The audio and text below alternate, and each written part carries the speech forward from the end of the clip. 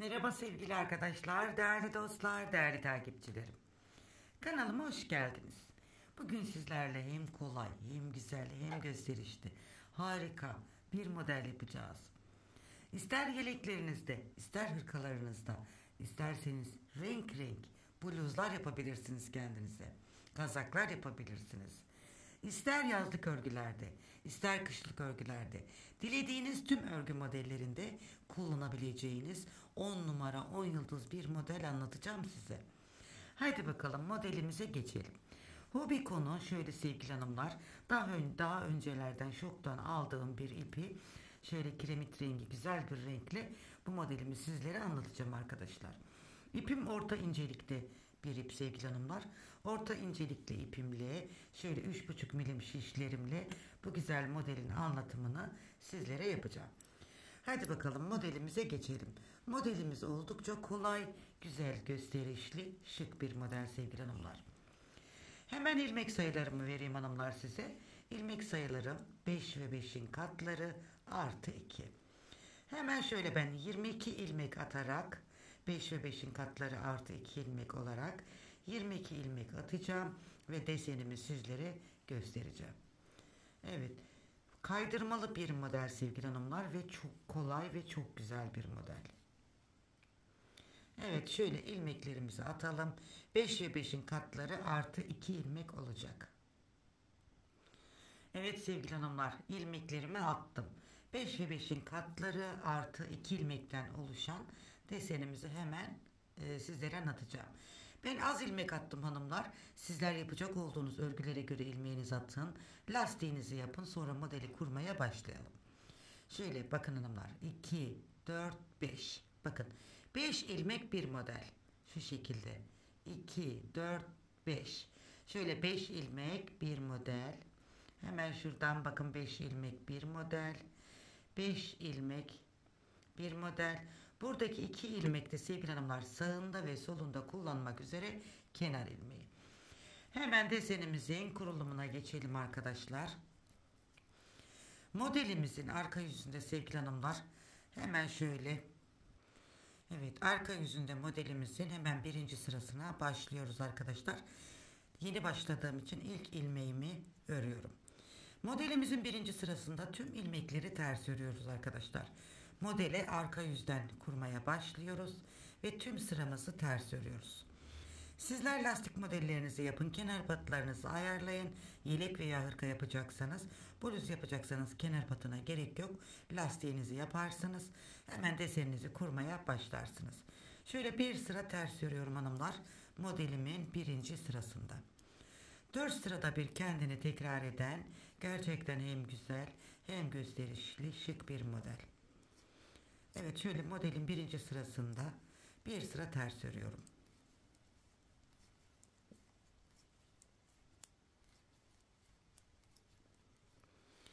Evet, şöyle bir sıra tersimi ördüm arkadaşlar.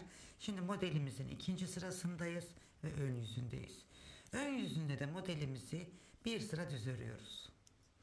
Kenar ilmeğimi örmeden aldım. Şimdi tüm ilmeklerimi bir sıra düz örüyorum hanımlar. Şöyle bakın, düz örgülerimiz çıkıyor. Bu arada henüz kanalıma abone olmadıysanız abone olup yorum ve beğenilerinizle kanalıma ve bana destek verirseniz çok sevinirim arkadaşlar.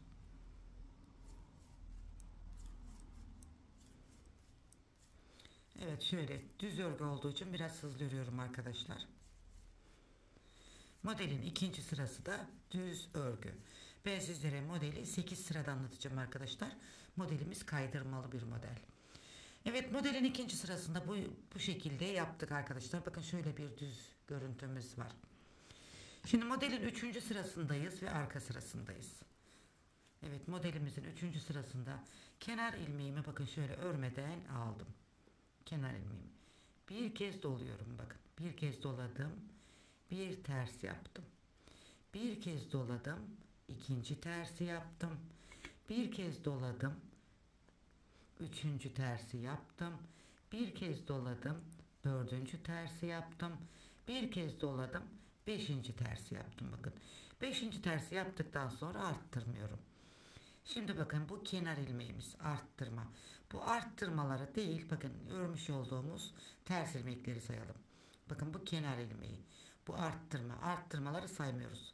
1, 2, 3, 4. Bakın 4'ten sonra bir kere daha arttırıyoruz. 5. de arttırmıyoruz. Bu şekilde. Şimdi arttırmalarımızı yaptıktan sonra 5 ilmekte 5 tane ters. 1, 2, 3, 4 ve 5. Evet. Birinci modelimizi kurduk. Aradaki 5 tersimizi yaptık. Şimdi ikinci modeli kuruyoruz. Bakın 5 tersten sonra bir kez doluyorum. Yine bir ters. Bir doluyorum. İkinci ters. Bir doluyorum. Üçüncü ters. Bir doluyorum. Dördüncü ters. Bir doluyorum. Beşinci ters. Bakın. Şimdi yine ne yaptık? Burada hemen şunu saymıyoruz arkadaşlar. Arttırdığımız ilmeği değil. 1, 2, 3, 4 ve 5. Bakın. Şimdi 5 tane ters. 1, 2, 3, 4, 5. 5 tersimizi yaptık. Kenar ilmeğimizi de ters olarak ördük. Modelimizin 3. sırasında bakın bu işlemi yaptık. Modelin ön yüzündeyiz ve sevgili hanımlar 4. sırasındayız. Son sırasındayız. Diyeceksiniz ki ortada hiçbir şey yok. Nasıl son sırası? Şimdi göreceksiniz hanımlar. Kenar ilmeğimi örmeden aldım. Burada bakın 5 tane düz ilmeğim var. Hemen örüyorum. 1, 2, 3, 4, 5. Kenar ilmeğimden sonra 1, 2, 3, 4, 5 düz ilmeğimi ördüm. Bakın burada bir düz ilmeğim var. Örmeden aldım. Doladığımı bıraktım. İkinci düz ilmeğimi aldım. Doladığımı bıraktım. Üçüncü düz ilmeğimi aldım. Doladığımı bıraktım. Dördüncü düz ilmeğimi aldım. Doladığımı bıraktım. Beşinci düz ilmeğimi aldım. Doladığımı bıraktım. Şimdi boyunu uzattığım bakın 5 tane ilmek var. Bu 5 ilmeği tekrar diğer şişime geriye aldım. Bu şekilde bakın. Hemen burada bu 5 ilmeği bir kez topluyorum. Bir kez doluyorum 2. Yine 5 ilmeğimi bir kez daha topluyorum 3. Bir kez doluyorum 4. Bir kez daha örüyorum 5. Bakın. Burada 1, 2, 3, 4, 5 ilmeğim var. Burada da 1, 2, 3, 4, 5. 5 ilmekten 5 ilmek çıkardık ve bıraktık. Bakın bu şekilde. Şimdi arada benim 5 tane düz ilmeğim var. 1, 2, 3, 4 ve 5. Bakın aradaki 500 ilmeğimi yaptım. Şimdi yine burada yapmış olduğumuz modelimizi burada uyguluyoruz. Birinci düzümü aldım, doladığımı bıraktım. İkinci düzümü aldım, doladığımı bıraktım. Üçüncü düzü aldım, doladığımı bıraktım. Dördüncü düzü aldım, doladığımı bıraktım. Beşinci düzü aldım, doladığımı bıraktım. Şimdi boyunu uzattığım bakın 5 tane ilmek var. Bu ilmeklerimi tekrar geriye takıyorum.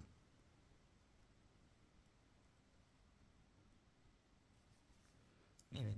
Bu şekilde boyun uzattığımız 5 ilmeği geriye taktık.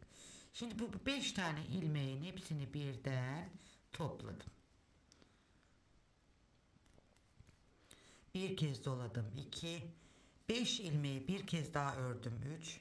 Bir kez doladım 4. Bir kez daha örüyorum 5. Bakın 5 ilmekten 5 ilmek yaptım. Ve kenar ilmeğimi de düz olarak topladım. Evet sevgili hanımlar, bir modelimiz bakın bu şekilde. Bir modelimiz bu şekilde sevgili hanımlar. Şimdi tabii diyeceksiniz ki hiçbir şey belli değil. Model ilerledikçe kendini gösterecek harika bir model olacak arkadaşlar. Evet, şimdi modelimizi biz arka yüzden kurmuştuk. İlk sırasında arka yüzde ne yapmıştık? Bir sıra ters yapmıştık. Şimdi ikinci modelin birinci sırasındayız.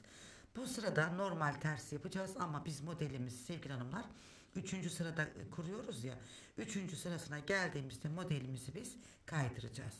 Şimdi arka yüzdeyiz ve modelimizin birinci sırasındayız.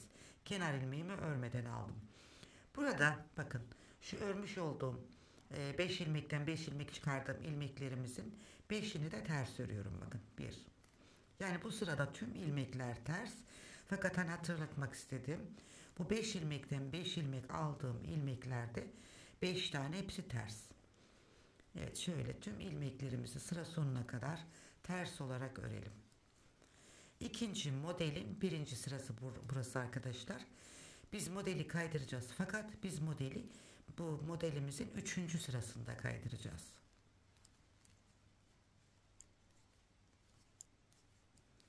Evet, bir sıra tersimizi örüyoruz.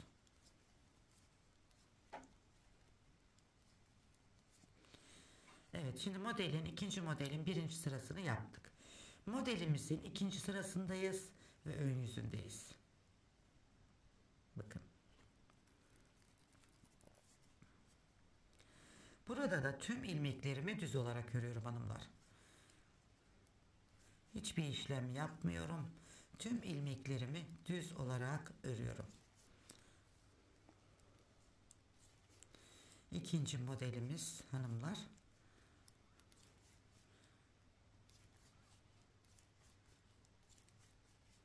Evet, tüm ilmekleri düz olarak örelim.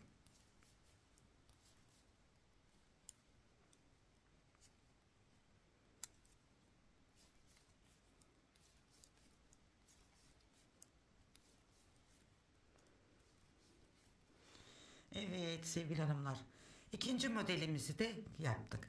Şimdi bu üçüncü sırada biz modelimizi kaydıracağız hanımlar. Biz modelimizi şuradaki düz örgülerin üzerine şimdi koyacağız. Bakın, buradaki 5 ilmeğe ve buradaki 5 ilmeğe koyacağız. Buradaki model kurduğumuz örneğin üzerine de buradaki düz örgüler buraya denk gelecek şimdi. Yani modeller yer değiştirecek. Hemen desenimizi kuralım arkadaşlar. İkinci modelin üçüncü sırasındayız.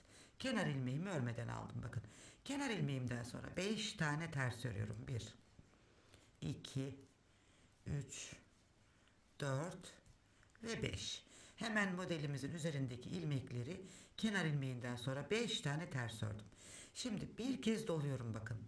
Bir ters. Bir kez doluyorum. İkinci ters. Bir kez doluyorum. Üçüncü ters. Bir kez doluyorum. Dördüncü ters. Bir kez doluyorum. Beşinci ters bakın. Şimdi buradaki 5 tersi yaptıktan sonra sevgili hanımlar, bir doladık, bir ters ördük. Bir doladık, bir ters ördük. 5 ilmeği bu şekilde yaptık. Şimdi 5 tane ters örüyorum. Hemen şu modelin üzerine 5 ters. 1, 2, 3, 4 ve 5. 5 tersimizi bakın ördük. 2, 4, 5. Hemen burada bakın, bir kez doluyorum, bir ters örüyorum. Bir kez doluyorum, ikinci ters örüyorum. Bir kez doluyorum, üçüncü ters örüyorum. Bir kez doluyorum, dördüncü ters örüyorum. Bir kez doluyorum, beşinci tersi ördüm bakın. Kenar ilmeğimi de ters olarak ördüm. Modelimizin üçüncü sırasında bu işlemi yaptık. Modelimizin şimdi ön yüzündeyiz. Dördüncü sırasında ve son sırasındayız sevgili hanımlar. Modelimizin dördüncü sırasında yapacağımız işlem de çok kolay sevgili hanımlar. Kenar ilmeğimi örmeden aldım bakın.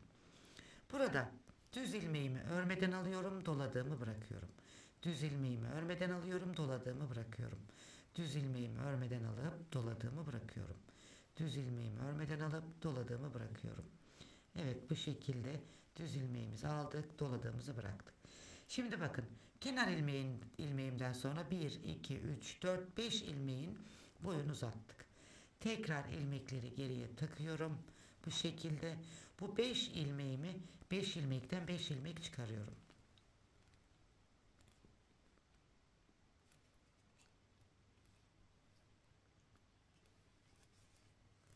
Bir, doladım 2, bir kez daha ördüm 3, doladım 4, bir kez daha örüyorum 5. Buradaki 5 ilmek var. Burada da 5 ilmeğimiz var. Ve bıraktık. Bakın. Bu kenar ilmeği 1, 2, 3, 4, 5. Şimdi şu modelin üzerindeki 5 düzümüzü yapıyoruz. 1, 2, 3, 4 ve 5. 5 düzümüzü yaptık. Yine burada bir düz alıyorum, doladığımı bırakıyorum. Bir düz alıyorum, doladığımı bırakıyorum. Düzleri alıp doladıklarımızı bırakıyoruz. Evet, bu şekilde. Bakın şimdi yine 2, 4, 5 ilmeğin boyunu uzattık. Geriye taktık. Burada bu 5 ilmeği hepsini bir topluyorum. Doladım 2, bir daha ördüm 3, doladım 4, bir daha ördüm 5. Bıraktım.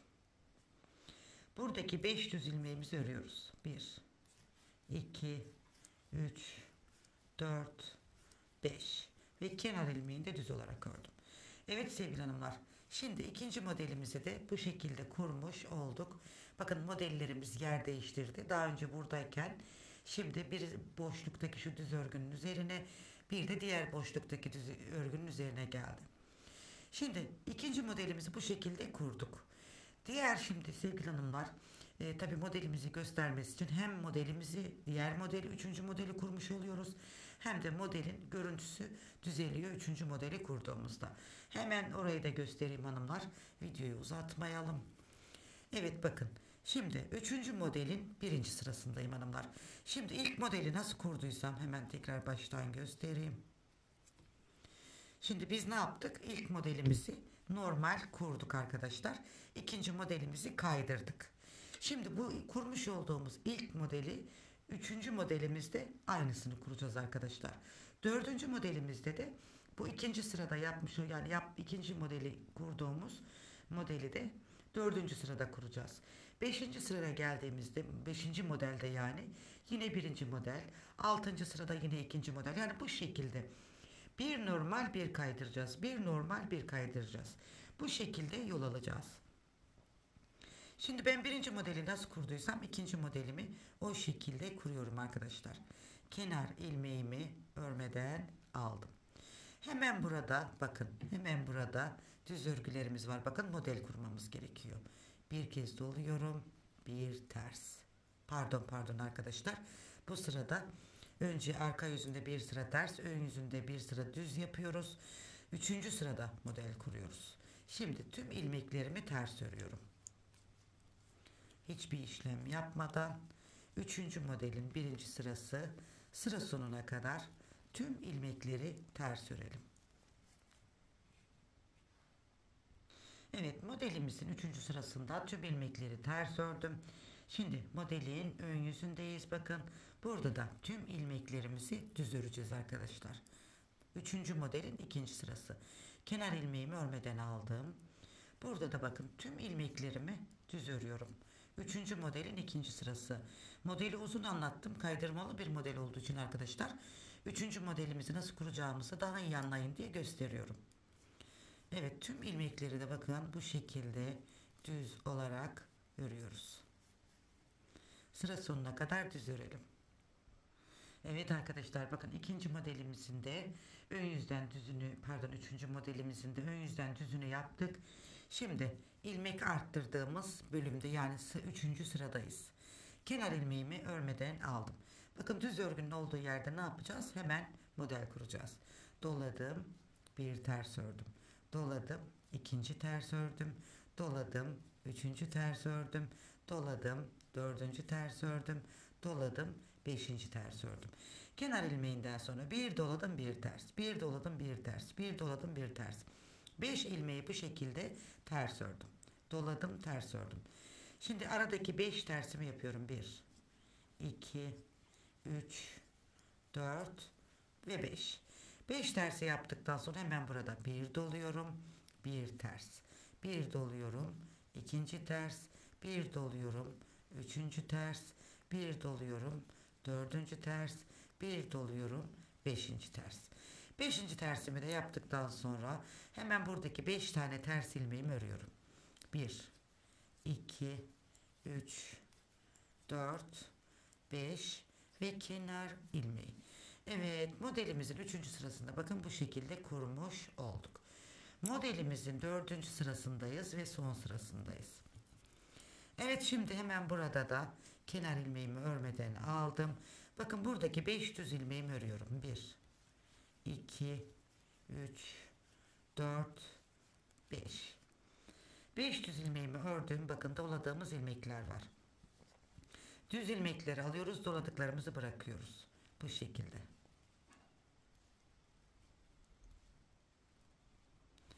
Şimdi boyun uzattığım bakın 5 ilmek var. 1, 2, 3, 4, 5. Hemen bu şekilde topluyoruz. Ve bu 5 ilmekten 5 ilmek elde ediyoruz. 1, doladım 2, bir kez daha ördüm 3, doladım 4, bir kez daha ördüm 5. 5 ilmekten 5 ilmek yaptım ve bıraktım. Aradaki 5 düz ilmeğimi örüyorum. 1, 2, 3, 4 ve 5. Bakın. Yine düz ilmeklerimi alıyorum, doladıklarımı bırakıyorum. Düzleri alıp doladığımı bırakıyorum. Bu şekilde. 5 ilmeğimizin boyunu bu şekilde uzatıyoruz. Bakın şunları. Hemen ilmeklerimi geriye takıyorum. 5 ilmekten 5 ilmek elde ediyorum. 1, doladım 2, bir kez daha ördüm 3, doladım 4, bir kez daha ördüm 5. Kenar ilmeğimi de düz olarak ördüm. Evet, videoyu biraz uzattım ama arkadaşlar modelimiz çok çok güzel. Anlaşılsın diye biraz uzunca tuttum. Bakın hanımlar, bu şekilde desenimiz. Ne yaptık? Bakın ilk önce birinci modelde modelimiz bu şekildeydi. Hemen burada ikinci modelimizde bakın buradaki model buraya geldi. Yani modeli kaydırdık. Düz ilmekler araya gelince uzayınca şöyle bir burgu görüntüsü oluşturuyor arkadaşlar. Üçüncü modelimizde de bakın birinci modeli nasıl kurduysak ikinci modeli de aynı şekilde kurduk. Bakın buranın üzerinde, buranın üzerinde, buranın üzerinde, buranın üzerinde. Şimdi dördüncü modeli de ikinci modeli nasıl kurduysak o şekilde kuruyoruz. Evet hanımlar, mükemmel bir model gösteriyorum size. İnşallah beğenmişsinizdir. Gerçekten 10 numara 10 yıldız. Yani bu model yapmaktan hiç kaçınmayın. Her türlü örgüye çok yakışacaktır. Evet sevgili hanımlar, bir de şöyle güzel bir renkle çalıştım. Yine iki ayrı rengimde güzel. Bakın modelimiz bu şekilde. Gerçekten enfes güzellikte bir model. Bakın. Şöyle tekstil tipi bir lastik yaptım arkadaşlar. Şöyle görüntümüzü de göstereyim. Gerçekten kabartmalı, şöyle güzel, harika bir model bakın. Ben çok beğenerek modeli yaptım arkadaşlar. İnşallah sizler de beğenmişsinizdir. Gerçekten hem yapılışı çok kolay hem de hızlı ilerleyen zevkli güzel bir örgü modeli. Evet hanımlar, şöyle bakın. Bu modeli kaçınmayın hanımlar. İster yelek, ister hırka, ister süveter. Ama bluz modellerinde ve şal modellerinde muhteşem bir model. Bebek örgülerinde, bebek battaniyelerinde. Yani bebeklerinize bir hırka yapacağınız zaman, yelek yapacağınız zaman harika bir model. Gerçekten hem de hızlı ilerleyen çok güzel bir model. Kalın şişlerle bebek battaniyesi yapar. Kabartmalı bir görüntüye sahip olursunuz. Harika olur. Evet hanımlar, bir modelin daha sonuna geldik. Umarım beğenmişsinizdir. Umarım hoşunuza gitmiştir. Bu güzel modeli inşallah beğendiyseniz arkadaşlarınızla, dostlarınızla, sevdiklerinizle paylaşmayı unutmayın diyorum. Modelim çok çok güzel bir model bakın. Hemen arkadan görünümü de şöyle bir göstereyim. Bakın hanımlar, arkadan da bu şekilde.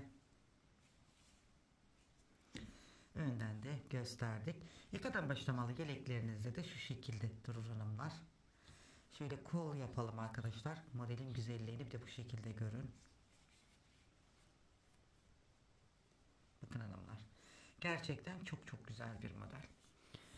Evet. Beni buraya kadar izlediğiniz için sizlere çok ama çok teşekkür ederim sevgili hanımlar. En güzel günler, en güzel yarınlar sizlerin olsun. Ülkemizin acıya büründüğü bu dönemlerde Rabbim hepimize ferahlık versin, aydınlıklar versin inşallah diyorum. Allah acı, keder, üzüntü kimseye yaşatmasın diyorum. Ve diyorum ki Cenab-ı Allah'ıma hepinize havale ediyorum. Allah'a emanet olun, en güzeline emanet olun. Hoşça kalın.